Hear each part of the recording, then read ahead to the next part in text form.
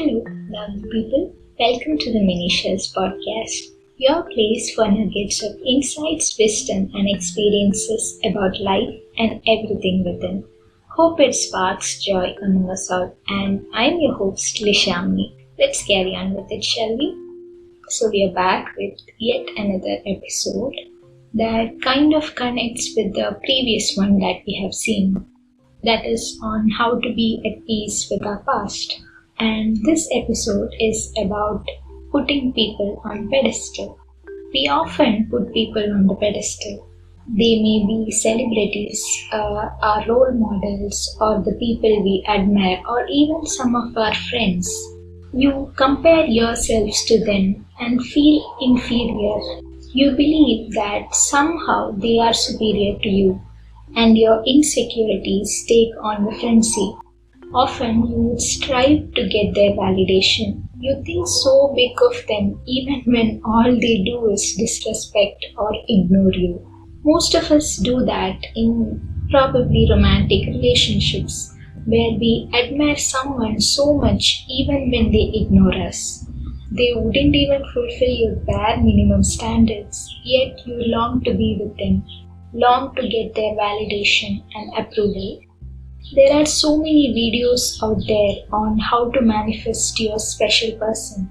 But the issue is that often we fantasize someone from afar. We never know if they are the right person for us. We put them on the pedestal and consider them as these perfect individuals. But once you get to be with them, you start to notice their flaws. You might come to understand that there's nothing compatible between you and this person. Maybe your interest doesn't match, and for the sake of impressing, you start to act like someone else. And you lose your authenticity, and that relationship could crumble at any moment. And the truth is that sometimes we do know that we are incompatible. Yet, we long for their validation. We long to be with them for some kind of feeling that we are chasing after. And most of the time when we chase someone, we often do it for the chase in itself. We often believe that we don't deserve such a person, and yet, since it cannot happen, we start to obsess over it. Once it happens, you then start to sabotage it. Because truly you don't believe that you deserve them, or simply because the dopamine spike of the chase is not present anymore. The more the challenge, the more the chase, the more the obsession. Once you get it, it is mostly never the way you imagined it to be. You are not really chasing the external thing. You are actually yearning or longing for the feeling that you think you will get after attaining it. We could desire something, but the things we wanted may or may not have given what we were searching for. We think that we are chasing after something, but actually we are running away from something. We are running away from our feelings, our boredom, our insecurities.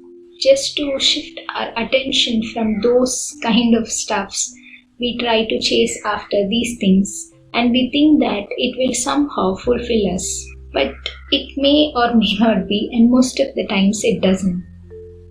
Even after someone disrespecting you or treating you like shit or ignoring you, what self-respect do we really have to still put them on the pedestal? I'm not saying that you should throw your love away because they don't reciprocate it. You can still love the person if that's what you feel, but you could still choose to walk away or stay away if they are not ready to put in the effort. If all they do is disrespect you, then they don't deserve you in their life. If it doesn't really make a difference for them on whether you are there in their life or not, if you don't call, they don't call you, or text you, or any kind of contacts, then probably this is not the relationship that you want. However perfect they might be, you never stay at a place where you're not wanted or needed. If they are not ready to show you love, respect, and affection, what's really the point in begging them to do the same? And that in itself is the biggest flaw anyone can have. Chasing after emotionally unavailable men or women for that sake is not going to help you in your journey. I'm not trying to tell you that you show hatred towards them. No, that's not the point. It's just that we should have that respect for ourselves, and maybe you both are not meant to be. That's all. All these dreams and fantasies you got running in your head may never even come true, even if you guys get together. And why do you feel they are superior to you? When you feel insecure about yourself, you can never really match your energy with them. You'll always be at a different alignment than theirs. Don't you think you are valuable too? Someone, if not everyone, will see the value in you. They would admire you and love you to the moon and back. You'll be the perfect person for someone else, and they will give you the respect, attention, effort, love, and everything that you deserve, and much more. What we do is that often we put others, our fears, our trauma, our weaknesses, our desires, our struggles, everything onto the pedestal. And that is the reason we are feeling so much pain. But there is one good thing that comes with that. Now you know what you need to work on in your life. Every pain is an indication for you to dig deeper on what the wounds are and to understand why you really got triggered by that. We have all these arguments and fantasies and dreams running in our head for them to happen, or for the past to have happened in a different way. And you long for someone's validation, probably someone who hurt you during your school days or who bullied or teased you, and they might not remember that they even hurt you, but you are still holding on to that. All those criticisms that you faced, you are keeping on repeating that same thing to yourself, and you expect that person to feel sorry for the pain that they caused you, whereas they don't even know that they caused you this much of pain.